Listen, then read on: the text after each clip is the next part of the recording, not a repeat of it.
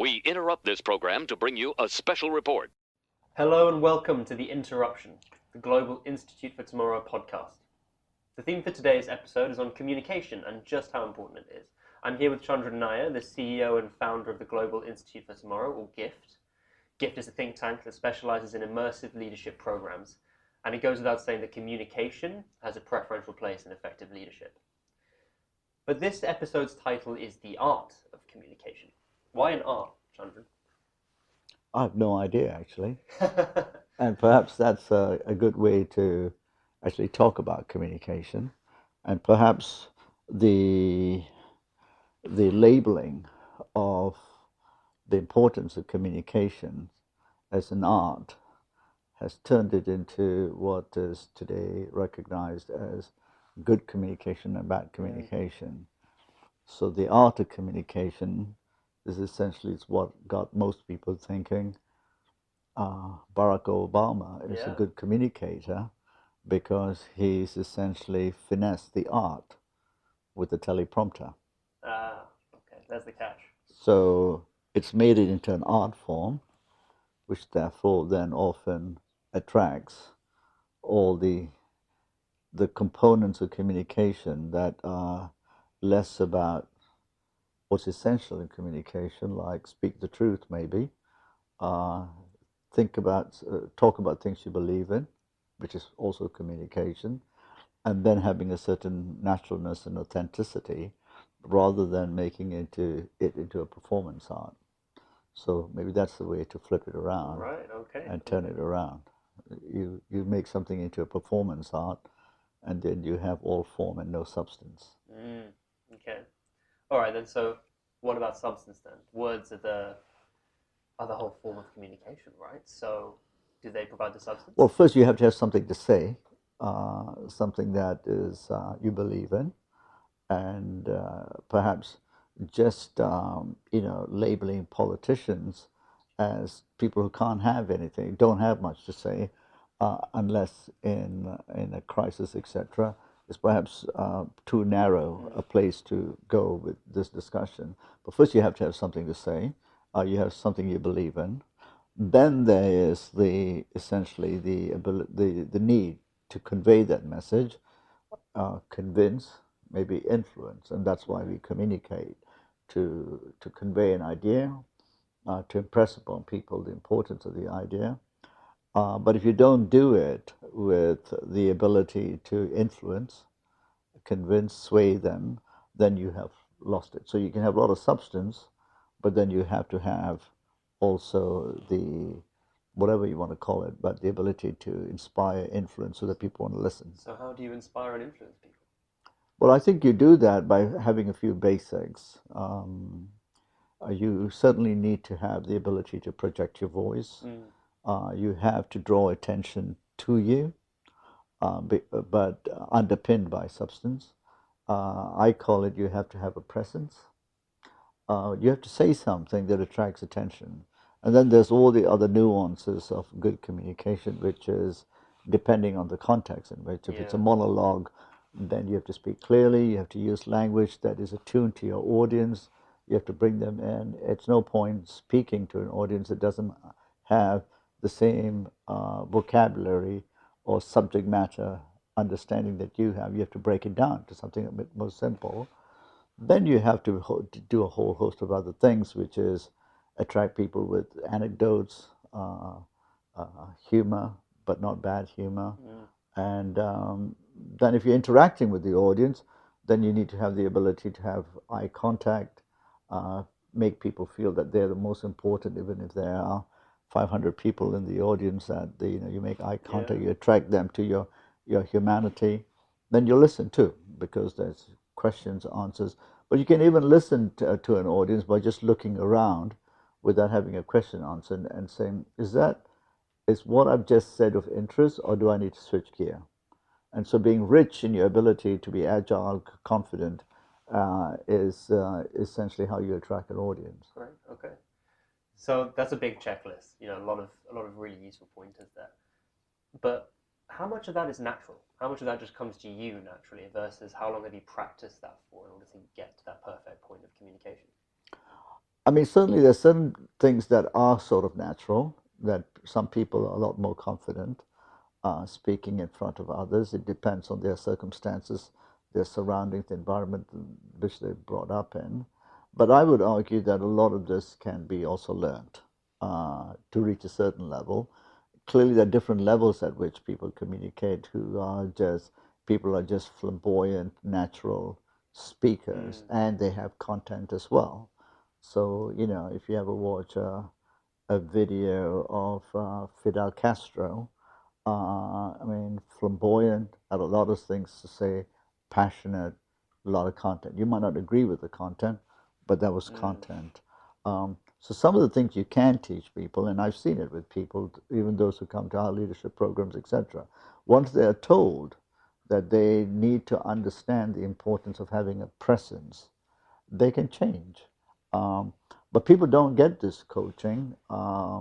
Then things like using the right language to communicate.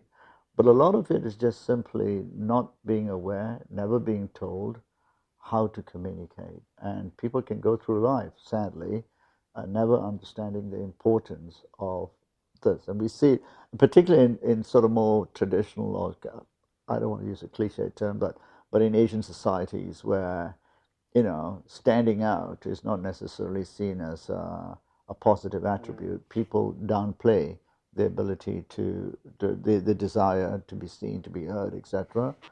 And the bad thing about that is then those who don't have anything to say take their place, and we have kind of very distorted discourse in public space, Right. etc. So part of GIFT's speciality is that, as I mentioned earlier, it specializes in immersive leadership programs, which is what you head.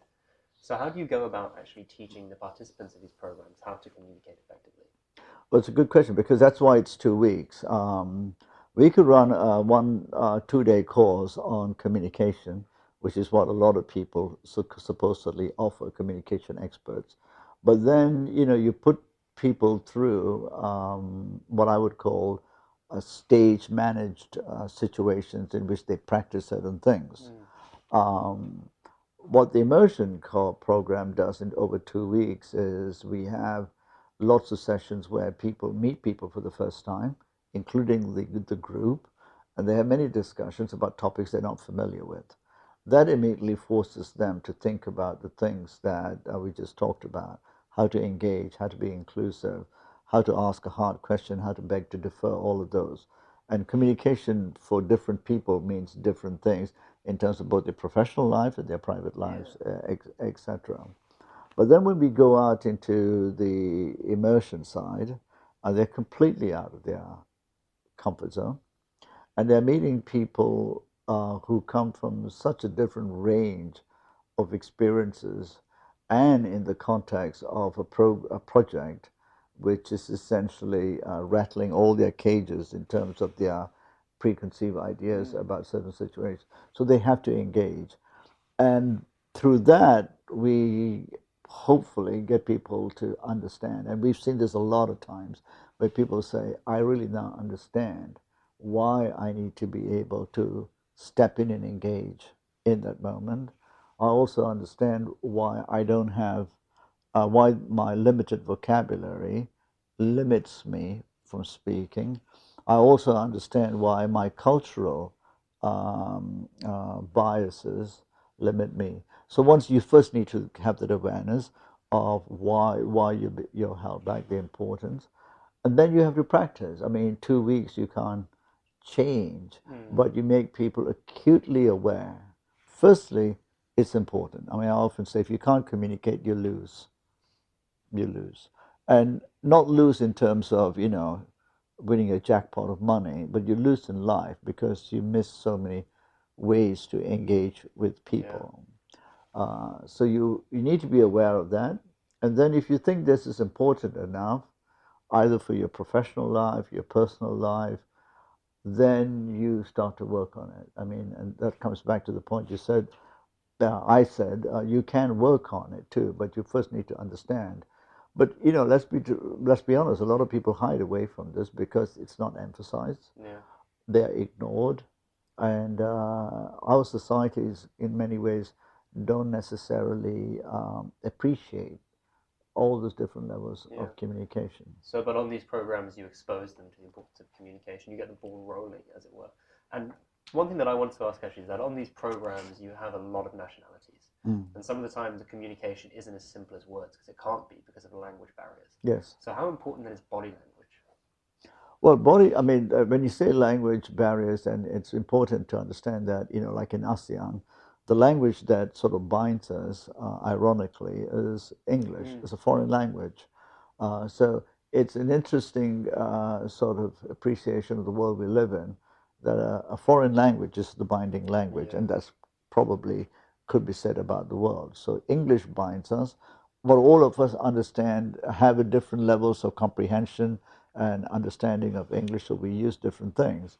But what is also interesting is when a native English speaker who doesn't speak any other language is in the midst of a group of people from, say, ASEAN, their assumption that everyone understands them is a failure of communication. And you see this all the time, particularly among native English speakers. So Australian comes to Malaysia or Indonesia, and his or her expectation is everyone will speak English, so they've already failed to communicate. The ASEAN people who speak different levels of English actually understand each other much better because they've all understand the sort of nuances of what someone is trying to say, because they have been trained, because it's a foreign language, to think much harder about what is actually said and kind of read between the lines.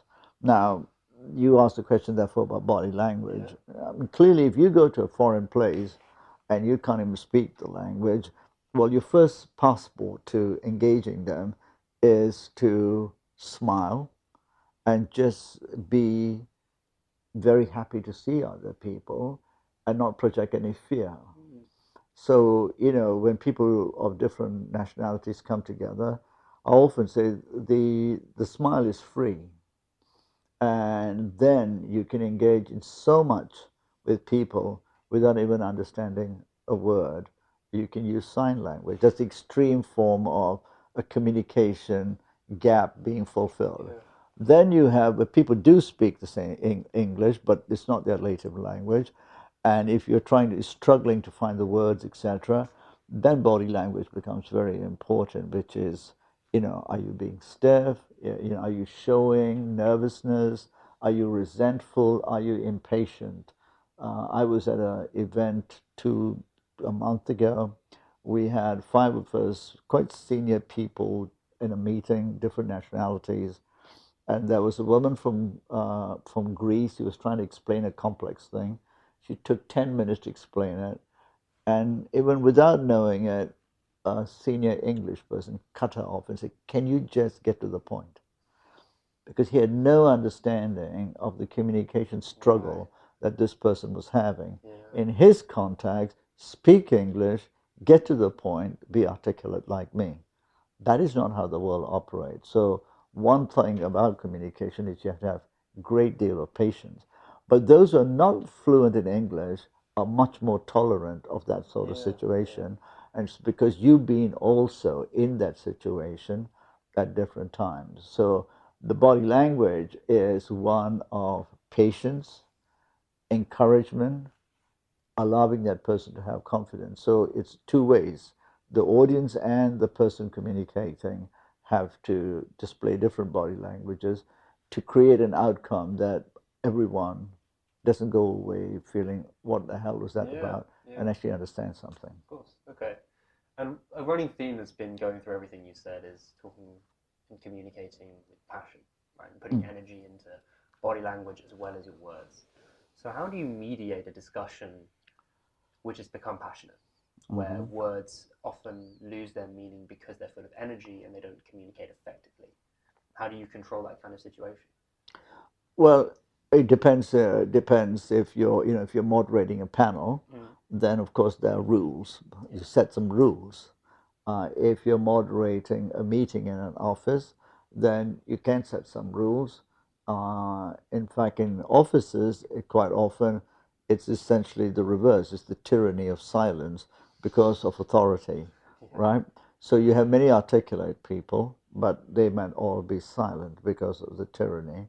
But when you have, I think your question is, when there's a lot of people speaking at the same time or having arguments, etc., and are passionate, how do you essentially control that? Well, I think you have to have rules. So if you don't have rules, then people will there's what I call, in a particular multicultural setting, there's what I call the tyranny of English.